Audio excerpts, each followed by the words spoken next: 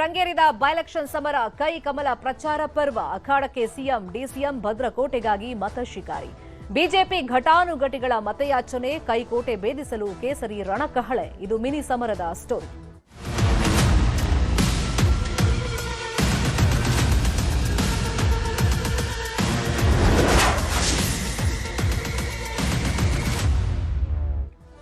ದಾವಣಗೆರೆ ದಕ್ಷಿಣ ಪ್ರಚಾರದ ಅಖಾಡಕ್ಕೆ ಜಮೀರ್ ಬರ್ತಾರಾ ಇಲ್ವಾ ಈ ಕುತೂಹಲ ಇತ್ತು ಯಾಕಂದ್ರೆ ಖುದ್ದಾಗಿ ಸಿದ್ದರಾಮಯ್ಯ ಅವರು ಹೇಳಿದ್ರು ಕೂಡ ಸದ್ಯಕ್ಕೆ ಕೇರಳ ಎಲೆಕ್ಷನ್ ಪ್ರಚಾರದಲ್ಲಿ ಜಮೀರ್ ಬ್ಯುಸಿ ಆಗಿದ್ದಾರೆ ಅಂತ ಹೇಳಲಾಗ್ತಾ ಇತ್ತು ಮೋಸ್ಟ್ಲಿ ಅವರು ಬರೋ ಡೌಟು ಅಂತಾನೂ ಚರ್ಚೆಗಳಿತ್ತು ಬಟ್ ಫೈನಲಿ ಬೈಲೆಕ್ಷನ್ ಅಖಾಡಕ್ಕೆ ಸಚಿವ ಜಮೀರ್ ಎಂಟ್ರಿ ಆಗ್ತಾರೆ ಅಂತ ಹೇಳಿ ಮಾಹಿತಿ ಇದೀಗ ಲಭ್ಯವಾಗ್ತಾ ಇದೆ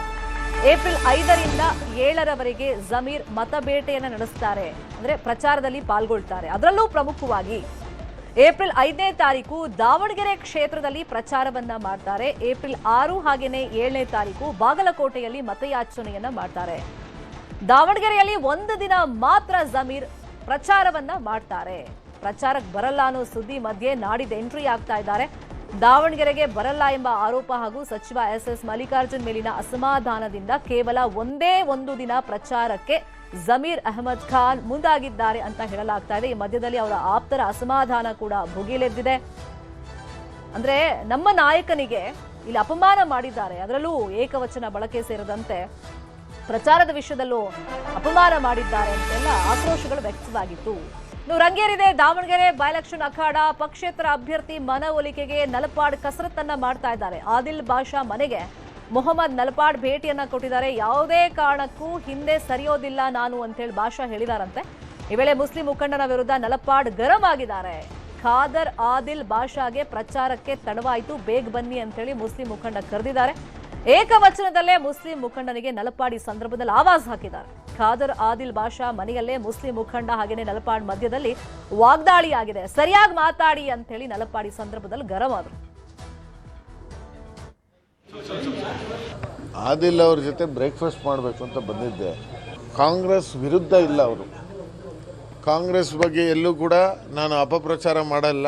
ನಾನು ನಿಮ್ಮ ವಿರುದ್ಧ ಮಾಡಲ್ಲ ನಾನು ನಿಮ್ಮ ವಿರುದ್ಧ ಮಾತಾಡಲ್ಲ ನೀವು ಬಂದಿದ್ದೀರಾ ನಿಮ್ಗೆ ಗೌರವ ಕೊಡ್ತೀವಿ ಅಂತ ಹೇಳ್ತಾರೆ ನಮ್ಮ ಮುಸಲ್ಮಾನ್ ಸಮಾಜಕ್ಕೆ ಹೇಳೋದು ಇಷ್ಟೇ ಒಂದೇ ಒಂದು ಮಾತು ಹೇಳ್ತೀನಿ 100% ಈ ಭಾಗದಲ್ಲಿ ಸಮರ್ಥೆ ಗೆಲ್ಲೋದು ಅದರಲ್ಲಿ ಎರಡು ಮಾತಿಲ್ಲ ಕಾಂಗ್ರೆಸ್ ಪಕ್ಷ ಯಾವಾಗಲೂ ಮುಸಲ್ಮಾನರ ಜೊತೆ ಇದೆ ಇದೇ ವಿಚಾರವಾಗಿ ಇನ್ನಷ್ಟು ಡೀಟೇಲ್ ಆಗಿ ಇನ್ಫಾರ್ಮೇಶನ್ ಕೊಡ್ತಾ ಹೋಗೋದಕ್ಕೆ ನೇರ ಸಂಪರ್ಕದಲ್ಲಿ ಕನೆಕ್ಟ್ ಆಗಿದ್ದಾರೆ ನಮ್ಮ ಪೊಲಿಟಿಕಲ್ ಬ್ಯೂರೋ ರಿಪೋರ್ಟರ್ ಕೃಷ್ಣ ಈಗ ಒಲ್ಲದ ಮನಸ್ಸಿನಿಂದಲೇ ಜಮೀರ್ ದಾವಣಗೆರೆಗೆ ನೆಪ ಮಾತ್ರಕ್ಕೆ ಒಂದು ದಿವಸ ಮಾತ್ರ ಪ್ರಚಾರಕ್ಕೆ ಬರ್ತಾ ಇದ್ದಾರೆ ಈ ಮಧ್ಯದಲ್ಲಿ ಅವರ ಆಪ್ತರು ಆಲ್ರೆಡಿ ಬಹಿರಂಗವಾಗಿ ಸ್ಟೇಟ್ಮೆಂಟ್ ಕೊಡ್ತಾ ಇದ್ದಾರೆ ಅಂದ್ರೆ ನಮ್ಮ ನಾಯಕನಿಗೆ ಅಪಮಾನ ಆಗಿದೆ ಹಾಗಾಗಿ ಕಾಂಗ್ರೆಸ್ ಅನ್ನ ಈ ಸತಿ ಸೋಲಿಸಬೇಕು ಅನ್ನೋ ನಿಟ್ಟಿನಲ್ಲಿ ಮಾತನ್ನ ಆಡ್ತಿದ್ದಾರೆ ಈಗ ಇಲ್ಲಿ ನೆಪ ಮಾತ್ರಕ್ಕೆ ಜಮೀರ್ ಬರ್ತಾ ಇದ್ದಾರಾ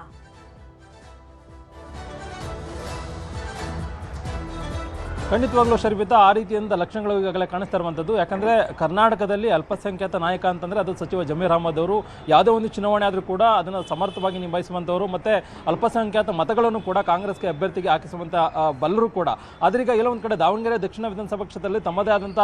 ಮತಗಳು ಹೆಚ್ಚಿನ ಸಂಖ್ಯೆಯಲ್ಲಿ ಇರತಕ್ಕಂಥ ಸಂದರ್ಭದಲ್ಲಿ ಎಲ್ಲೊಂದು ಕಡೆ ಅವರ ಪರವಾಗಿ ಟಿಕೆಟ್ ಕೊಡಬೇಕು ನಿಟ್ಟಿನಲ್ಲಿ ಮೊದಲ ಕೂಗನ್ನು ಮಾಡಿದಂಥವರು ಸಚಿವ ಜಮೀರ್ ಅಹಮದ್ ಅವರು ಯಾವಾಗ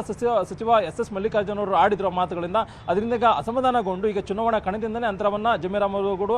ಅಹಮದ್ ಅವರು ಕೂಡ ಅಂತರವನ್ನು ಕಾಯ್ದುಕೊಂಡಿದ್ದಾರೆ ಈಗ ಕೇರಳ ಪ್ರವಾಸದಲ್ಲಿದ್ದಾರೆ